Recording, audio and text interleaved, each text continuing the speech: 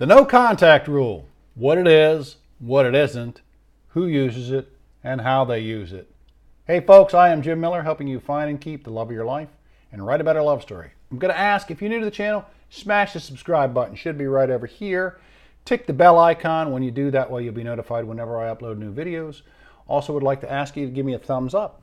Leave a comment in the section down below if there's something you want me to talk about, or you have some thoughts on this. Also check the description below the video. My personal email address is in there. If you have a relationship question that you don't want to post in the comments, I'll be glad to answer it. Generally within 24 hours, I try to get back with everybody. So let's talk about the no contact rule. First of all, what is it? Well, the no contact rule, if you're new to this, is a period of time after a breakup when you don't initiate contact with your ex. It's generally speaking, it's depending on how long you were together, how bad the breakup was. It's generally anywhere from 21 days to 60 days, maybe longer if it was a particularly bad breakup or whatnot. But it's a period of time, and it gives your ex a chance to experience life without you. What it is not is a magic bullet. I see this so many times. People are just like, hey, you don't talk to him for 30 days. She's going to come right back to you. He's going to come right back to you. It is not a magic bullet. It does not fix all relationships. In fact, it really doesn't fix your relationship at all if you use it incorrectly. And we'll go into that in a minute too. But it is that period of time. It allows you to work on yourself. Now, who uses the no contact rule? Generally speaking, that's the person that got dumped. The person that did the dumping pretty much did the dumping because they didn't want to be in contact with you anyway, because there were problems in the relationship. For whatever reason, the relationship broke, and they wanted out of it more than they wanted to be in and work on it. That's what a breakup is, basically. So the no contact rule is this period of time, again, that you are not initiating contact with your ex. What do you do during this period of time? Well, you know what? If you're like me and you're hurting and you're watching all these videos and you're reading all these blog posts and everything, and everybody's saying improve yourself, work on yourself.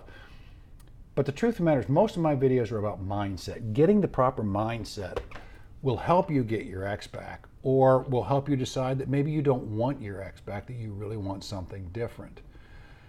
So if you're just sitting at home during this no contact, waiting day after day after day for your ex to contact you and for things to get back together, you're wasting your time.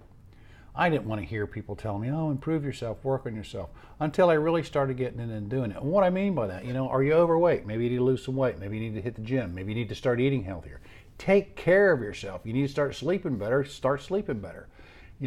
Are you sarcastic? Work on your sarcasm. What are the problems?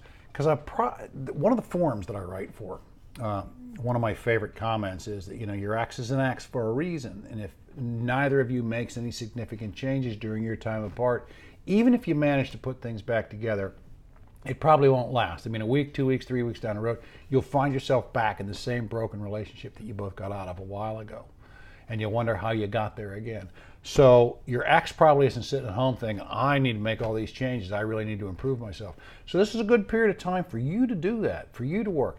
And self-improvement is never a waste of time. If you really work on improving yourself, okay, it's never a waste of time, really. So anyway, if you got dumped and you're going through no contact, that's the first part of it. Now, no contact also means don't change your social media and try and pass, covert messages to your ex through your social media. You've all seen it before. Somebody's in a bad place and they're posting all these sad memes on their Facebook or on their Instagram, all the sad things about, all the storms that I had to go through to get to the other side. We've all seen it, okay? We've all seen that stuff. Don't change the way you use your social media. If you just sit there and post cat videos, great. Continue to post cat videos, just not sad cats that just got broken up with. I've said that before. Use the social media. Don't try and push messages to your ex through your social media. Also, don't try to get messages to your ex through friends and their family. Okay, you may have a relationship with their family. That is really not uncommon. You may run with a lot of the same friends. That is probably even more common. But you also know which ones are going to take a message back to your ex if you spout off in the right way. So avoid doing that. Don't try and get a message. If you're out with friends and mutual friends, have a good time, enjoy yourself, but don't try and push messages or, You don't want them going home going, he's miserable, she's miserable. They're just, they can't get their life together. You don't want that. You don't want to get that message back to them. Okay? So you have to be careful there. Now, if your ex reaches out to you, this is a huge question. What should I do? My ex reached out to me.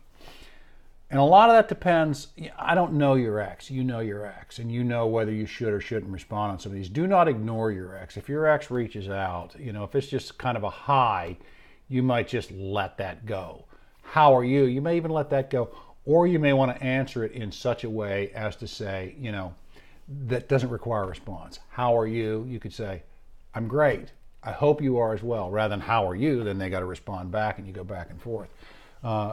If you get a text from your ex that says, "Hey, you left your shit here, come and get it," that's not an open door to start a conversation. Tell her how much, or tell them how much you miss them, and how much you want to get back together, and all of that.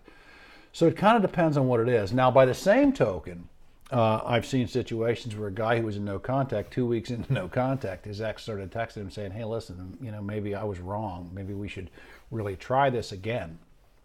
And he wouldn't text her back because he was in no contact.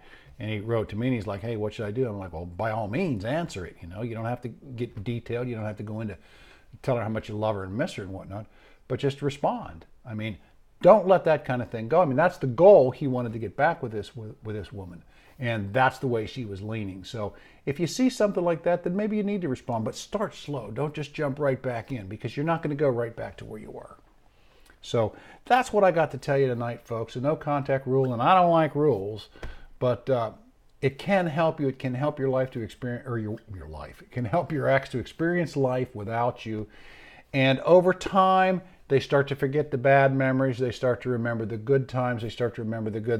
They remember the wonderful things that you did bring to the relationship that they no longer have in their life. Okay?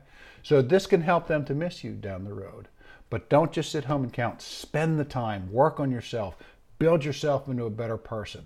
It's all about your mindset. And if you can get that mindset right, you build a much better place to attract your ex back. And if you don't attract your ex back, you can attract someone even better. Anyway, folks, again, Jim Miller, helping you find and keep the love of your life. Check out my blog. I just started. It's really rough, and I mean, it's rough. abetterlovestory.com. I've got a couple of articles on there now, and I'm just really starting to play with it some and trying to get it built up. But it's abetterlovestory.com. Leave me a comment about that if you want. And hey, have a great night. Thanks.